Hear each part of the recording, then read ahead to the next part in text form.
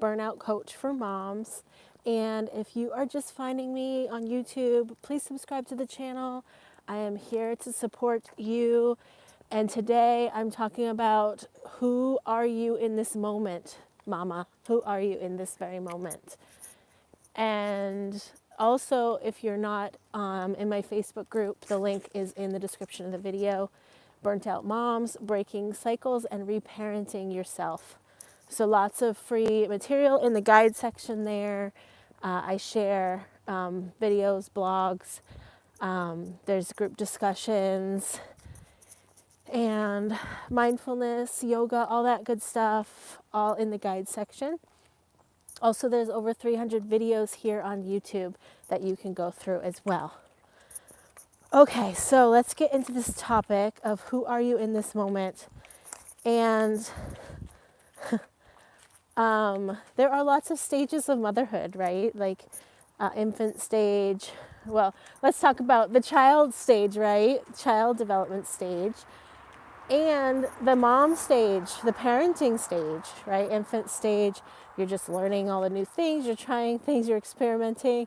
Toddler phase, go into school age, elementary age, middle childhood, the teen years, the adult years, and along with your children's development, you are also developing along the way and making lots of changes. Now, the thing is, a lot of us women especially get in a role and define ourselves by that role, like mother, wife, partner,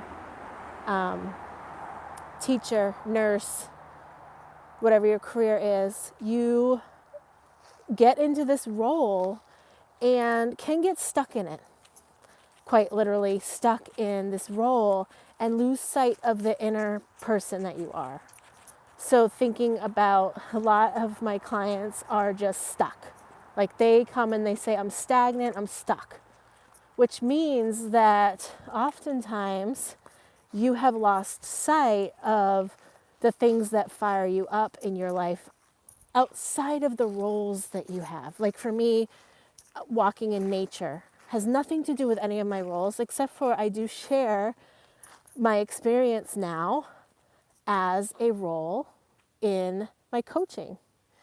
But it is something that I need to do for my own soul, my own being. And when I think about the things that light me up, that I'm passionate about, that are for Tanya, like that little girl in me, when you go back to like the young, carefree, what did you enjoy doing? What did parents never have to ask you to do, art or exercise or planning or directing. Like my daughter's like she loves to direct plays and sing. Like I never have to ask her to do that kind of stuff. That lights her up. And those are the things that will continue to keep your passion, your purpose alive, what could keep you going, knowing yourself, staying connected to yourself, taking care of yourself, putting yourself first, loving yourself, being compassionate with yourself. So do you spend any time just doing the things that you love to do outside of roles and responsibilities? If not, it's time to change, because you are not going to survive just doing for others, just pleasing others, just being something for others, just filling a role.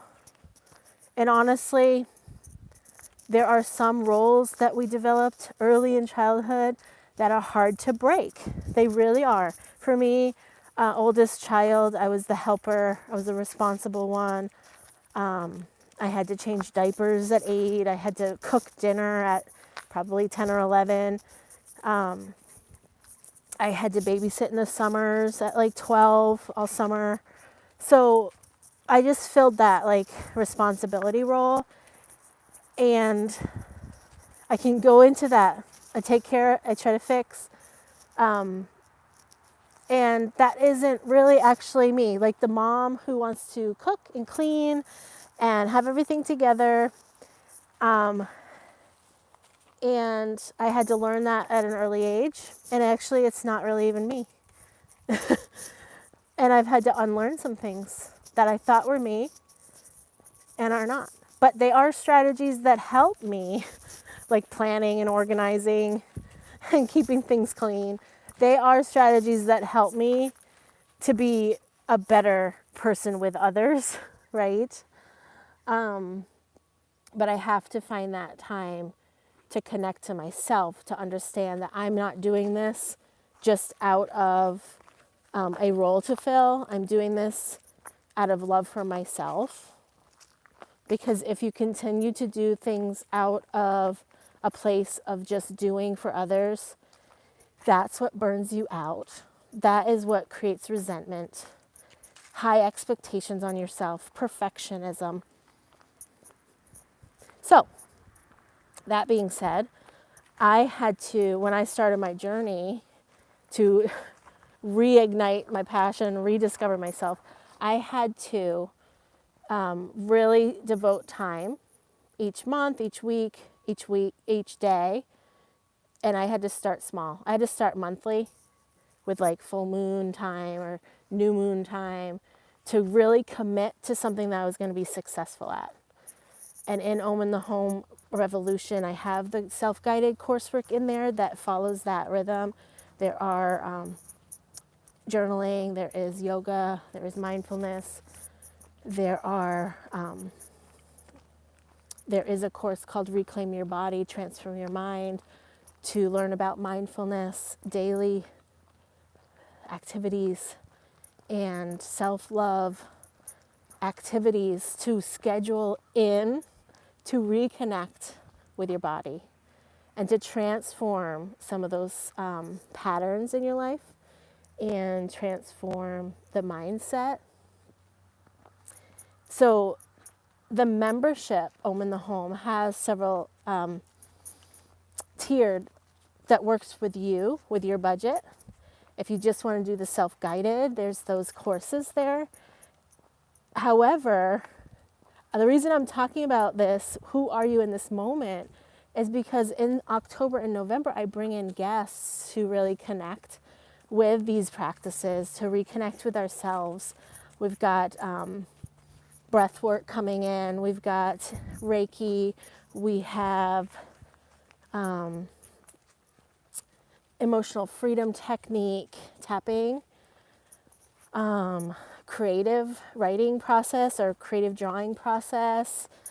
There's so many fun things coming in live that the Tier 2 membership, if that sounds like you need accountability, you want some extra interaction with people, you love to learn new techniques and devote a time on your calendar to it, that is why I made the membership Tier 2, where you can pay for the year and or monthly payments and get those live interactions.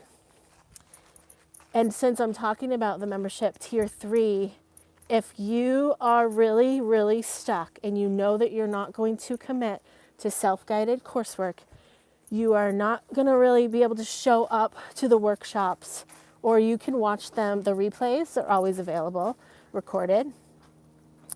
If you know that your strategies are so strong right now that you would buy something and not do it, or not hold yourself accountable, or that there's a pattern that you have in your life that just keeps showing up, one-on-one support is where it's at. That's where I can push you a little bit. I can track your progress for you. And I can look through some of those limiting beliefs and see the other side for you, or shine it for you to see. So one-on-one support is Tier 3.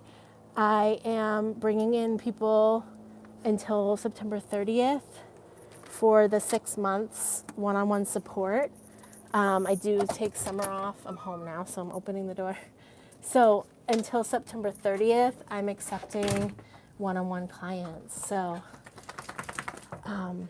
yes, let's get you back to the present moment, to really work with yourself, to be with yourself, to love yourself.